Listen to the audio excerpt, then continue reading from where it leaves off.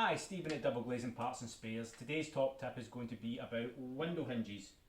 Have you ever been in a situation where you've opened your window ever so slightly and it's just slowly crept open? Or the wind has caught it and blew it right open, perhaps breaking a hinge? So 99% of most hinges have this little adjustment that most people don't know about. So come on over and I'll show you how to adjust this. So as you can see, when you open your window, you have this little block with a little flathead screw part in it. So what this does is, when you turn it, it puts friction on the actual rail.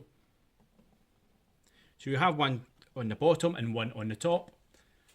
So now once you've done that, you can feel the friction as you go to close it. It makes it a little bit harder to close. Of course, you can adjust it even more. You can put quite a bit of pressure on it. And that basically holds the window stiff. You maybe don't want it as stiff as that,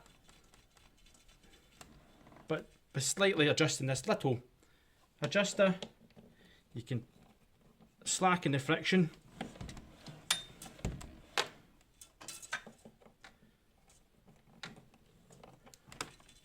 Or make it tighter. Hope that helps.